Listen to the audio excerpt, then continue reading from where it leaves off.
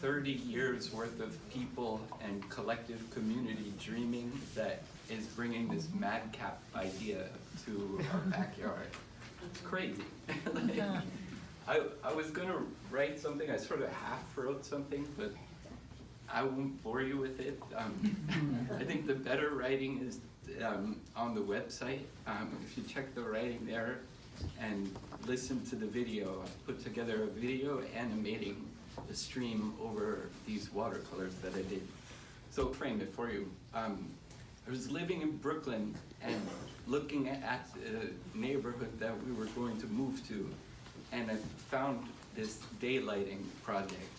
And I got really excited and I said, Yoshiko, they're gonna daylight a stream up there. And I saw a video with Christina from Van Cortlandt Park Alliance out at the drain, explaining the project and the fact that many people have been working on this so far. And I said, that's cool. When I get up there, I want to get involved. So we came up here. I got uprooted from my painting landscape, which you'll see some of it in Prospect Park in Brooklyn, in the cars there. I painted the local landscape, but coming up here into the middle of the pandemic was strangely disorienting because my avenues for rooting into the landscape were sort of disjointed. And the City Artist Corps came up. I applied for the grant, and I had this idea that I wanted to paint the path that the water would go for Tibbetts Brook. Got the City Artist Corps grant, which was awesome. Very cool group to be with. I don't know if you guys remember, but there was pandemic relief for artists to do work out in the public realm. People did some really great stuff. It's a great program. And I wanted to go out there, paint with the French Plein Air easel, and to investigate and research the community through being embedded there and just kind of observant of the scene. Went out there for the first one with the oil painting up there, the small square one. I thought I was going to do oil painting because I'm primarily an oil painter. Went out there and just completely was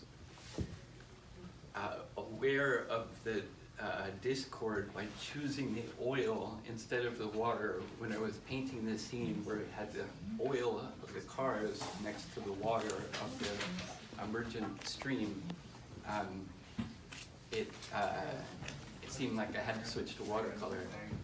And I hadn't done watercolor for many, many years. So it was a good way to add a little more stakes to the project.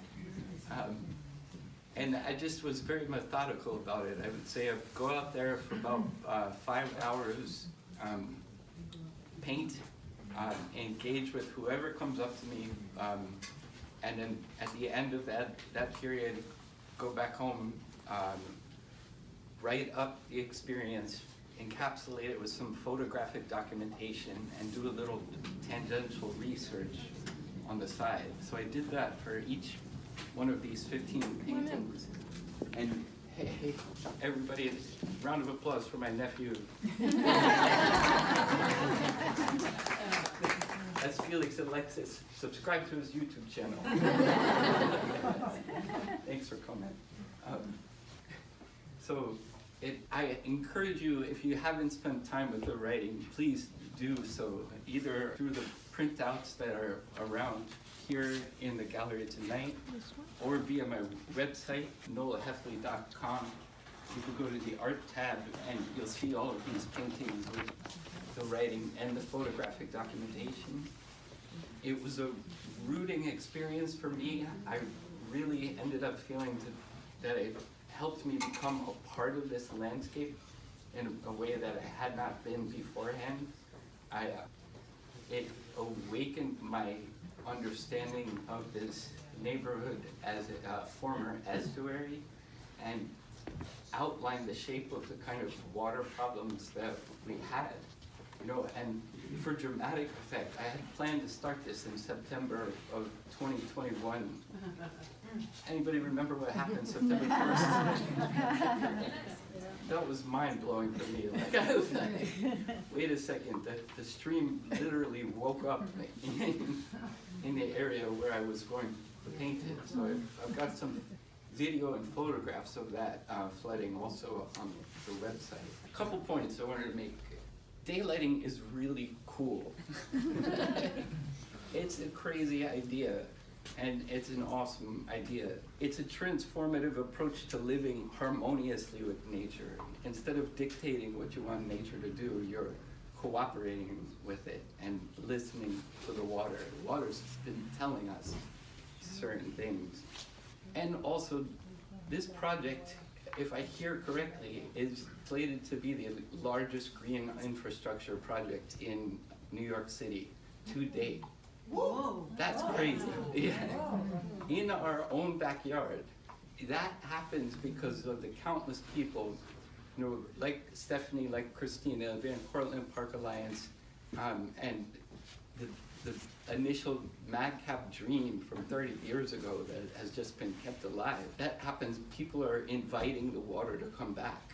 If this project goes through, and I'm very optimistic that we're, you know, looking to see it through, that presents us with a challenge as a community. Like, who are we as a community? We're getting the biggest green infrastructure project in the city. We're getting the first daylighted stream in the city.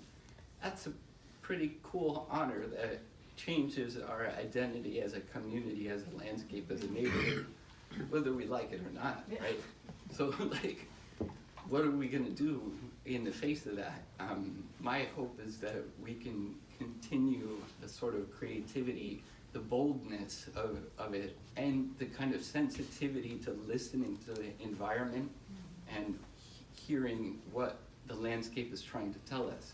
You know, and if we can adjust to that, I think it's only positive benefits all around, you know. We may be inventing some kind of like wild daylighting accident we've never heard of before. But it's just cool. I'd encourage everybody, like, more bioswales, more street trees, more green roofs, whatever we can think of. If it's not too crazy, just push it forward. And it'll be messy and hard to control, like watercolor. But if you're lucky, you know, you'll get a nice gesture out of it in the end, and something beautiful that you didn't expect. Yes. I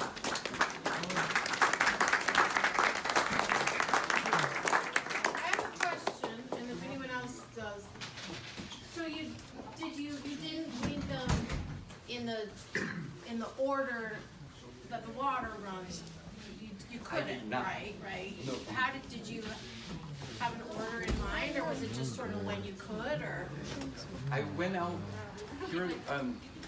purely as like exploratory process unfolding in real time. I knew the general shape of the land. I did not know the good painting spots. So I went out and I said, I know I could probably paint from there. So let me go there.